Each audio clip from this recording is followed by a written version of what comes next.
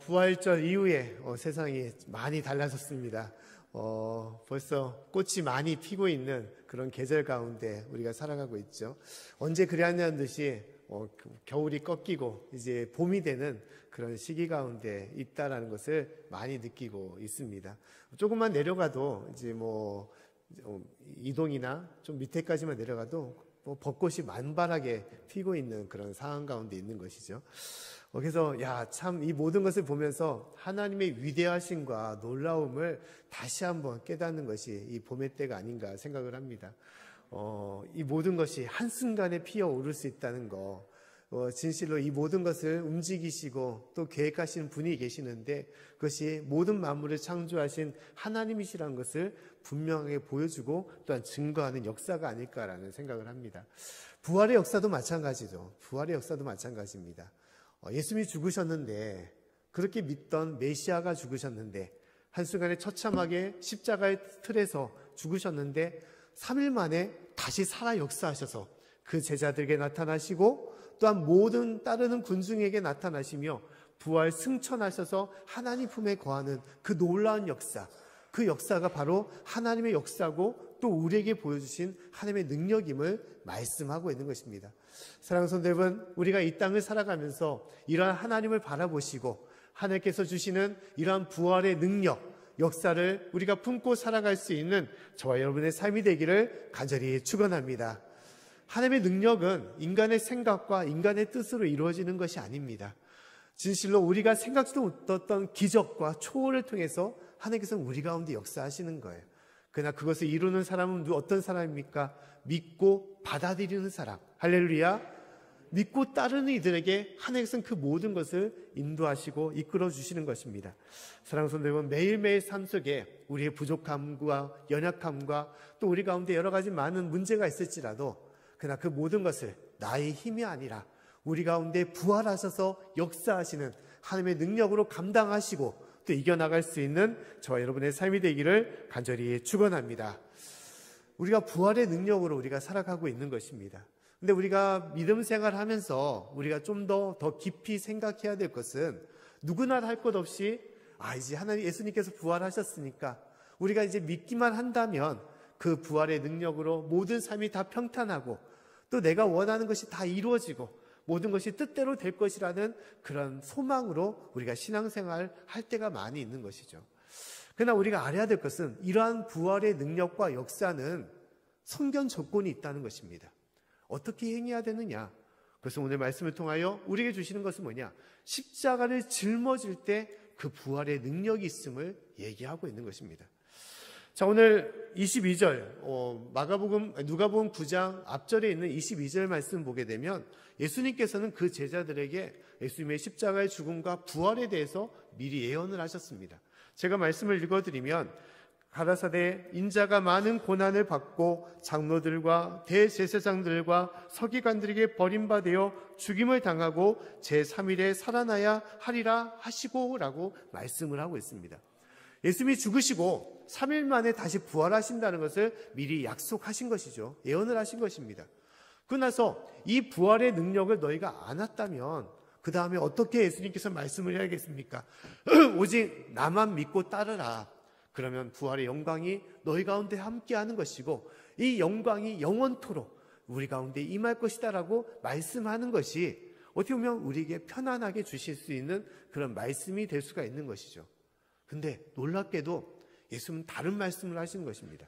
그 말씀이 무엇이냐? 우리가 아는 23절의 말씀이죠. 우리 23절의 말씀을 같이 한번 읽어보겠습니다. 자, 시작. 또 무리에게 이르시되 아무든지 나를 따라오려거든 자기를 부인하고 날마다 제 십자가를 지고 나를 쫓을 것이니라. 아멘. 주님의 말씀은 무엇입니까? 부활 이후에 우리에게 주시는 말씀은 네가 나를 따라오려거든 십자가를 지고 따라오라고 말씀을 하고 있다는 것이에요. 부활의 영광 가운데 임하기 위해서는 그저 오는 것이 아니라는 것입니다.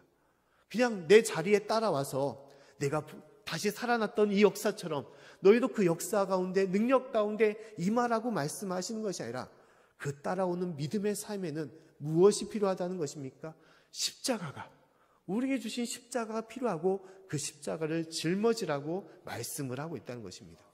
이것이 신앙의 모습이라는 거예요. 신앙의 모습.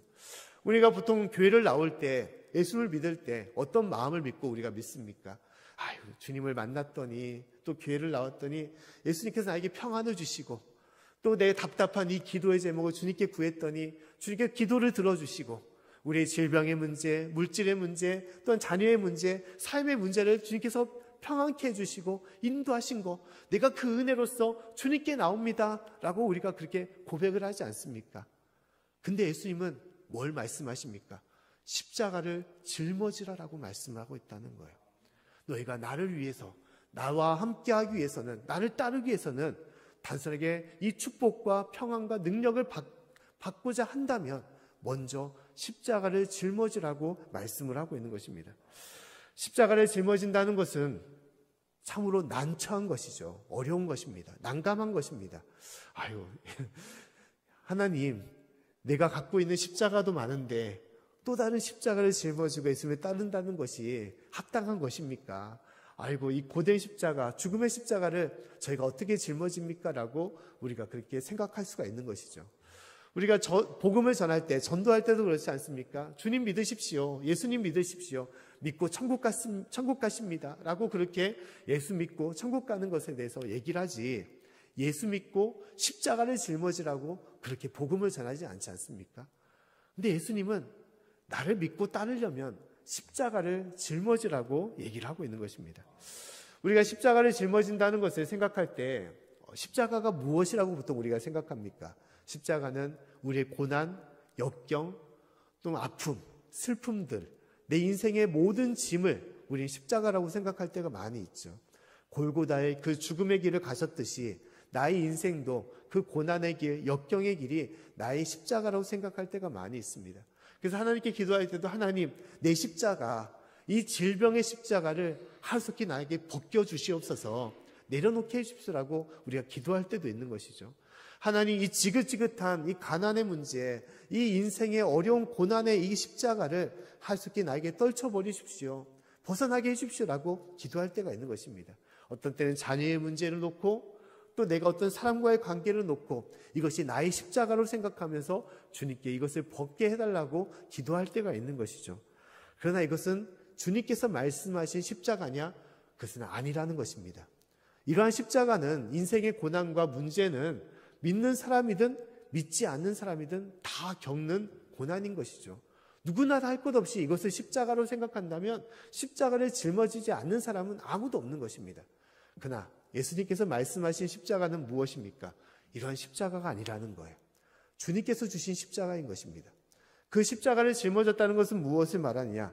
먼저 가장 중요한 것은 나의 나된 것을 다 버리는 것, 나를 부인하고 부정하는 것이 진실로 주님께서 우리에게 주신 십자가를 짊어지는 것이라는 것을 말씀하고 있다는 거예요.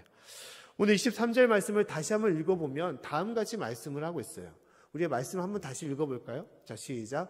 또 무리에게 이르시되 아무든지 나를 따라오려거든 자기를 부인하고 날마다 제 십자가를 지고 나를 쫓을 것이니라. 아멘. 날마다 제 십자가를 지고 예수님을 쫓아야 되는데 그 먼저 무엇이 있어야 된다는 것입니까? 자기를 부인해야 된다는 거예요. 부인하지 않고는 십자가를 짊어질 수가 없다는 것입니다. 십자가를 짊어질 수 있기 위해서는 자신을 내려놓는 부인의 모습이 있어야 된다는 것입니다. 자기를 부인한다는 것은 무엇을 말하는 것입니까? 자기를 인정하지 않는다는 것을 말하는 것입니다. 내가 내 삶의 주인이라는 것을 내가 부정하는 것을 말하는 것이 자신을 부인하는 것을 말하는 거예요. 심지어 그 부인은 무엇입니까? 나 자신을 죽이는 것을 말하는 것입니다. 십자가는 무엇입니까? 십자가는 죄인의 형벌 틀을 말하는 것이죠. 큰 죄를 지은 사람이 그 죄인을 죽이기 위해서 세운 것이 바로 십자가인 것입니다. 그 때문에 십자가를 짊어진다는 것은 죽음의 길로 가는 것이고, 그 죽음의 길에 가는 데 있어서 무엇을 죽이냐? 그것은 내 자신을 죽이는 것을 말하는 거예요. 그래서 십자가를 짊어지는 것은 나를 버리고 나를 부인하고 오직 진실로 주님 앞에 모든 것을 내려놓는 그러한 모습을 말씀하는 것입니다. 근데 우리가 이 모든 것을 잘 알고 있지만 나 자신을 부인한다는 것, 나를 죽인다는 것은 참으로 어려운 것이죠. 참으로 쉽지 않은 것입니다. 내가 있는데 나를 부인한다? 나를 인정하지 않는다? 내 삶이 있는데 이 모든 것을 내가 알아서 내 뜻으로 내 능력으로 행해야 되는데 이것을 부정한다? 이것은 상식적으로 통하지 않는 것이죠. 우리가 지금까지 살아오면서 믿고 의지하는 것들이 무엇이 있습니까? 당연히 내 경험과 내 능력이 있죠. 내 힘이 있습니다. 내 지식이 있습니다. 세상적인 많은 여러 가지 능력이 있는 것이죠. 그것을 내가 의지하며 또 그것을 행할 때 내 삶이 보장되며 또 내가 원하는 길로 갈 수 있을 것이라는 그런 믿음이 우리 가운데 있는 것이죠. 근데 그것을 내려놓는다는 것은 쉬운 것이 아닙니다. 심지어 어떻습니까? 우리가 대부분 사람이기 때문에 자기 중심적으로 살아갈 때가 많이 있죠. 또 어떤 때는 자기 이기심으로 살아갈 때가 많이 있습니다. 내 주장과 내 뜻이 앞서야 되는 것이고 또 내가 원하는 방향과 계획대로 살아가야 되는 것이 우리의 삶의 모습이어야 된다라고 생각할 때가 많이 있습니다. 그러나 문제는 무엇입니까? 나를 내려놓지 못하고 내 주장과 내 뜻을 앞세우게 된다면 나의 원하는 길로 갈 수는 있지만 그러나 함께하는 이들이 힘들어질 수밖에 없는 것이죠. 어려워질 수밖에 없는 것입니다. 간단한 예를 들어서 우리가 사랑의 관계로 만나는 부부의 모습은 어떻습니까? 서로 사랑으로 하나가 되면서 같은 길로 향해 나가는 것이 부부의 모습인 것이죠. 그의 삶의 가장 중요한 모습은 무엇입니까? 자신을 내려놓는 것이 가장 중요한 것입니다. 그런데 내려놓지 못하기 때문에 어떤 일이 발생되는 것이죠?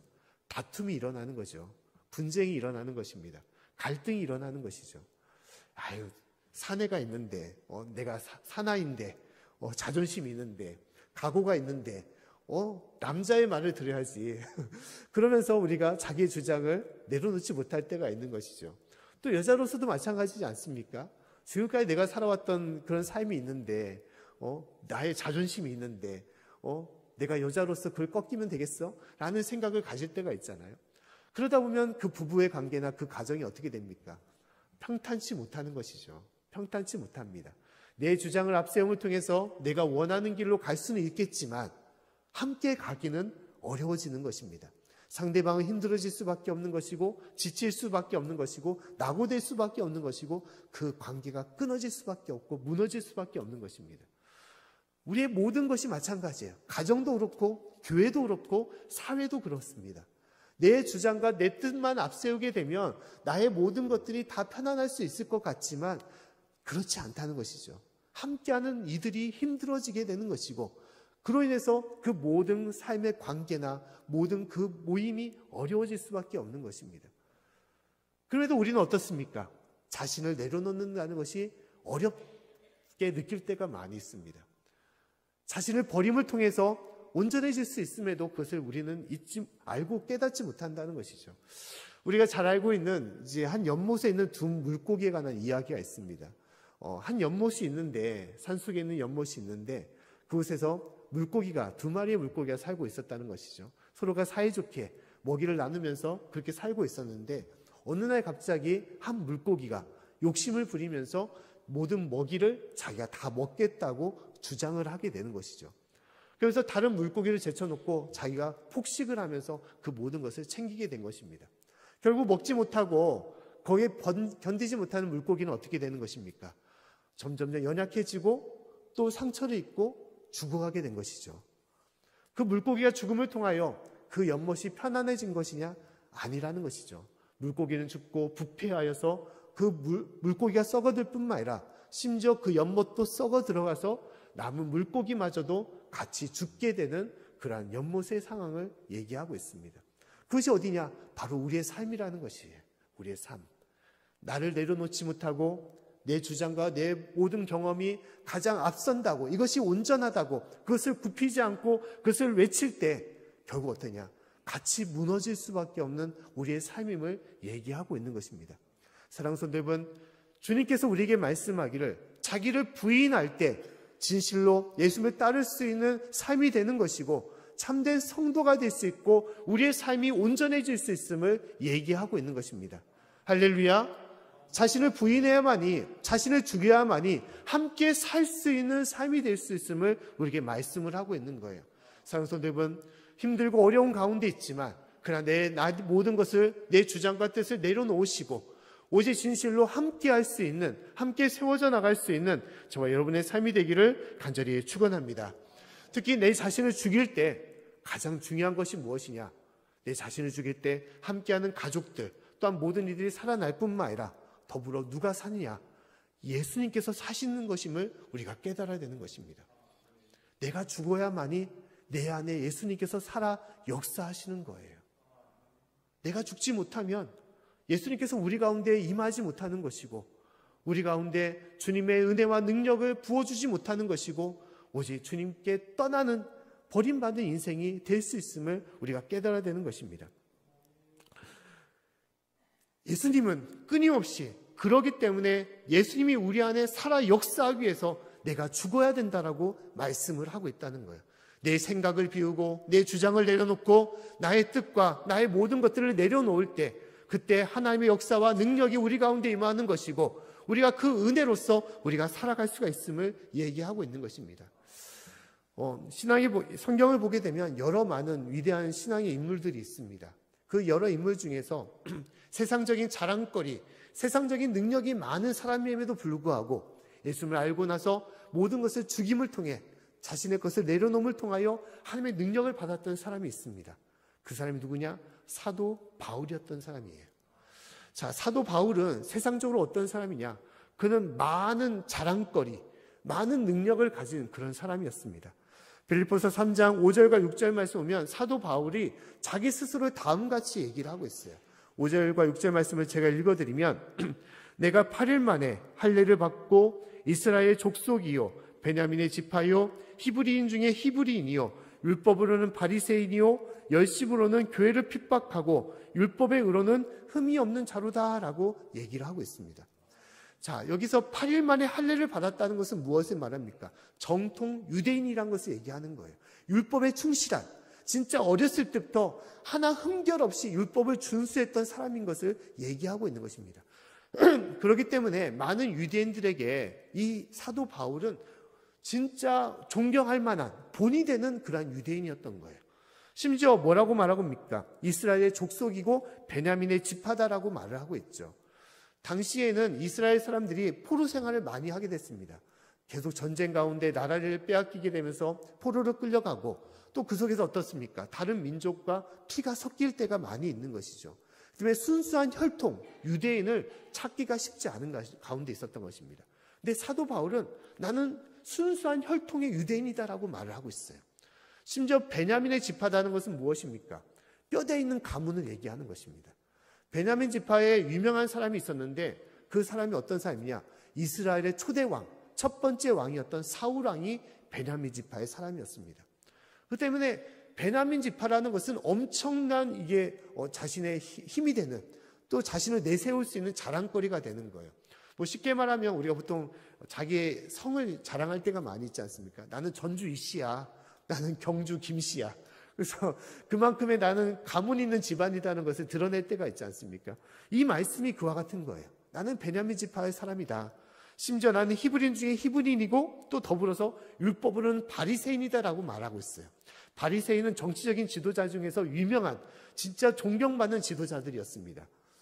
심지어 사도 바울은 어떤 사람이냐? 그의 스승이 있었는데 가말리엘이라는 그런 스승이 있었습니다. 이 사람은 랍비 중에 랍비였던 대스승이었던 사람이에요.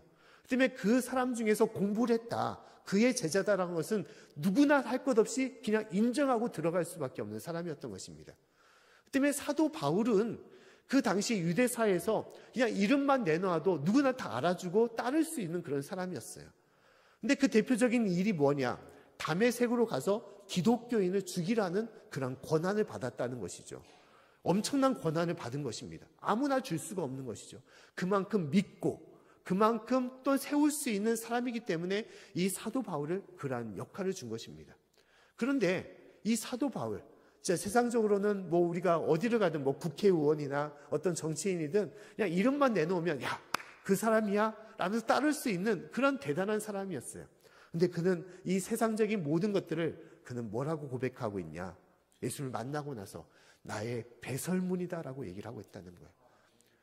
나의 배설물, 내가 버려야 될 것이다 라고 얘기를 했다는 것입니다. 빌립보서 3장 7절부터 9절 말씀 보면 다음같이 말씀을 하고 있습니다. 우리 말씀을 한번 같이 읽어볼까요? 자, 시작. 그러나 무엇이든지 내게 유익하던 것을 내가 그리스도를 위하여 다 해로 여길 뿐더러 또한 모든 것을 해로 여김은 내 주 그리스도 예수를 아는 지식이 가장 고상함을 인함이라. 내가 그를 위하여 모든 것을 잃어버리고 배설물로 여김은 그리스도를 얻고 그 안에서 발견되려 함이니. 아멘. 세상의 자랑이었던 이 모든 것들이 내가 예수를 알고 나서 바뀌었다는 것이에요. 자랑거리가 아니라는 것입니다. 내가 버려야 될 것이라는 거예요. 내가 버려야 될 것. 사도 바울은 예수를 믿고 나서 이 모든 것을 다 내려놨습니다. 자기의 나된 모든 것들을 다 내려놓고 내가 이런 사람이라고 할 수 있는 모든 것들을 다 버림을 통하여 진실로 주님 안에 주님을 모시고 섬겼던 그런 사도였음을 얘기하고 있는 것입니다. 배설물로 여겼다는 것은 무엇을 말하는 것입니까? 그리스도를 내가 얻었다라고 말하고 있어요. 얻었다. 주님을 모셨다는 것이죠. 주님을 모셨다는 것입니다. 내 자리를 다 없애고 주님의 자리로서 내 자신에게 모셨다는 것을 말하는 것입니다. 우리가 누구나 할 것 없이 내 인생의 주인은 누구라고 생각합니까? 내 자신이라고 생각하죠. 내가 내 생명과 내 계획과 내 미래와 내 모든 것을 책임지기 때문에 내 삶의 모든 것의 주인은 나라고 생각하는 것이 일상적인 삶의 모습인 것입니다. 그러나 사도 바울은 아니라는 거예요. 나의 삶의 주인은 내가 아니라 누구라는 것입니까? 예수님이시라는 것이에요. 그것은 어떻게 됩니까? 나를 죽여야만이, 나를 비워야만이, 나를 내려놔야만이, 나를 죽여야만이 진실로 주님께서 우리 가운데 역사하시고 내 삶의 주인이 되시며 나의 모든 것을 인도하심을 얘기하고 있는 것입니다. 갈라디아서 2장 20절 말씀에 보면 사도 바울이 다음같이 얘기를 하고 있습니다. 우리 말씀을 같이 한번 읽어보겠습니다. 자, 시작. 내가 그리스도와 함께 십자가에 못 박혔나니 그런즉 이제는 내가 사는 것이 아니요 오직 내 안에 그리스도께서 사신 것이라. 이제 내가 육체 가운데 사는 것은 나를 사랑하사 나를 위하여 자기 몸을 버리신 하나님의 아들을 믿는 믿음 안에서 사는 것이라. 아멘. 사도 바울이 말하기를 나는 예수님과 함께 십자가에 못 박혔다라고 말하고 있어요. 나는 죽었다. 나는 죽었다. 그리고 그 죽음을 통하여 네 안에 예수님께서 다시 살아나셨다라고 말하고 있는 것입니다. 이것이 무엇입니까? 자기 십자가를 지는 것을 말하는 거예요. 자기를 죽이는 것을 말하는 것입니다. 진실로 나를 버림을 통하여 하나님의 역사가 우리 가운데 임하는 것이에요. 그 때문에 십자가, 내가 짊어져야 할 십자가는 무엇을 말하는 것입니까? 내가 짊어져야 할 십자가는 바로 예수님을 말하는 것입니다. 예수님. 예수님이 내 안에 계셔야 될만이, 내가 진실로 예수님과 함께해야만이 내가 살아갈 수 있음을 깨닫는 것을 말하는 거예요. 심지어 이것의 가장 중요한 것은 무엇입니까? 내가 죽어야만이, 내가 십자가를 짊어져야만이 내가 어떻게 된다는 것입니까? 살 수 있다, 구원을 얻을 수 있다라고 말씀하고 있다는 거예요. 오늘 24절 말씀에 보면 다음같이 얘기를 하고 있습니다. 우리 24절 말씀을 같이 한번 읽어보겠습니다. 자, 시작. 누구든지 제 목숨을 구원하고자 하면 잃을 것이요 누구든지 나를 위하여 제 목숨을 잃으면 구원하리라. 아멘. 누구든지 예수를 위하여 자기 목숨을 잃으면, 자기 목숨을 버리면 어떻게 된다는 것입니까? 구원할 것이다, 구원을 받을 것이다, 다시 살 것이다 라고 말씀을 하고 있는 것입니다. 사랑하는 성도 여러분, 진실로 우리가 십자가를 짊어질 때만이, 예수님이라는 십자가를 내가 짊어질 때만이 진실로 나의 생명이 참될 수가 있는 것이고 내 신앙이 온전해질 수가 있는 것이고 진실로 나의 힘이 아니라 주님의 능력으로 살아갈 수 있음을 우리가 믿고 고백할 수 있기를 간절히 축원합니다. 우리는 누구나 할 것 없이 이 예수님을 따르지 않고 나의 힘으로 살아가려고 할 때가 많이 있습니다. 근데 그 인생은 어떻습니까? 그 인생은 발버둥 치는 인생밖에 되지 못하는 거예요. 그냥 내가 생각하기에는 내가 많은 것을 알고 또 많은 내가 능력도 있고 또 세상적으로 의지할 친구도 많고 또한 내가 물질적인 것도 많이 가지고 있으니까 이것으로 내 인생이 잘 될 거라고 생각하지만 그러나 그 어떤 인생도 그러지 못하는 것입니다. 우리 인생은 모든 것이 끊임없이 평탄하고 더 좋아지고 더 높아지는 그런 삶으로 살아갈 것 같다고 생각하지만 어떤 인생도 그렇지 않은 거예요. 우리 인생은 어떻습니까? 가면 갈수록 연약해지는 것이 우리 인생이죠. 세월이 흐를수록 육체는 더 연약해질 수밖에 없는 것이고 세상적으로 가지고 있는 모든 것도 명예와 권세와 재물도 다 소진되고 사라지는 것이 우리 인생인 것이에요. 우리가 의지하는 모든 것들, 아무리 그 어떤 사람일지라도 심지어 실망을 받을 때도 있고 또한 언젠간 떠날 수밖에 없는 것이 우리의 모습인 것입니다. 내 힘으로, 내 능력으로 이 세상을 내가 이겨내며 이 세상을 내가 극복하며 살아갈 것이다 라는 그런 마음으로 믿는다면 그 인생은 끊임없이 넘어지고 실패하고 좌절할 수밖에 없는 거예요.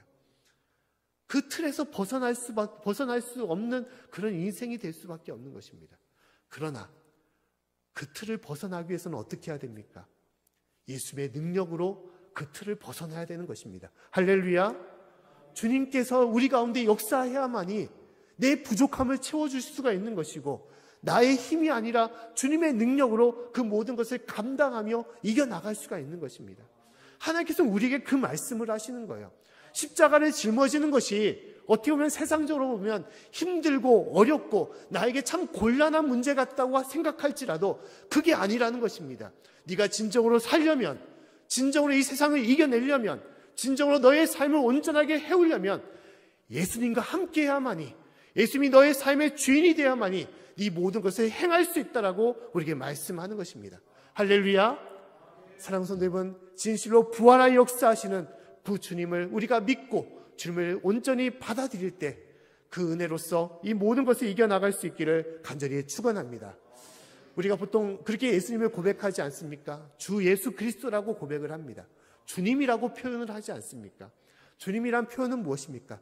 내 삶의 주인이라는 거예요. 내 삶의 주인이 내가 아니라 바로 예수님이라는 것입니다. 당시에 이 로마 시대 때 예수님께서 활동했던 당시에 주인은 오직 한 사람밖에 없었습니다. 누구였냐? 로마의 황제 카이사르가 오직 유일한 주인이었어요. 모든 사람들이 내 인생의 주인에게 경배하라고 한다면 그것은 황제를 말했던 것입니다. 그런데 기독교인들은 그렇게 얘기하지 않았죠. 내 삶의 주인은 누구냐? 바로 살아 역사하셔 부활하신 예수님이라고 말했던 것입니다. 그러나 그 고백은 어떤 고백입니까? 생명을 건 고백이었던 거예요. 황제가 아니라 예수를 믿다니, 황제가 아니라 예수님을 숭배하다니, 이것은 있을 수가 없는 것이죠. 그러나 초대 교인들은 주 예수 그리스도, 나의 주인 되신 예수님만을 믿고 섬겼던 것이고 그 믿음을 통하여 그들은 순교의 장으로 나아갔던 것이 그들의 믿음과 신앙이었던 것입니다. 하나님께서는 우리에게도 말씀하시는 거예요. 진정으로 나를 따른다면, 예수님을 따른다면 자신을 부인하고 자기 십자가를 지고 나를 따르라라고 말씀을 하고 있는 것입니다. 자기를 죽이지 않는다면, 세상적인 것들을 다 내려놓지 못한다면 십자가를 짊어질 수도 없는 것이고, 그리고 그 온전한 십자가는 예수님의 십자가이기 때문에, 예수 중심의 십자가이기 때문에 그 십자가를 통하여 우리가 온전한 생명의 길과 축복된 평안의 길로 나아갈 수 있음을 얘기하고 있는 것입니다.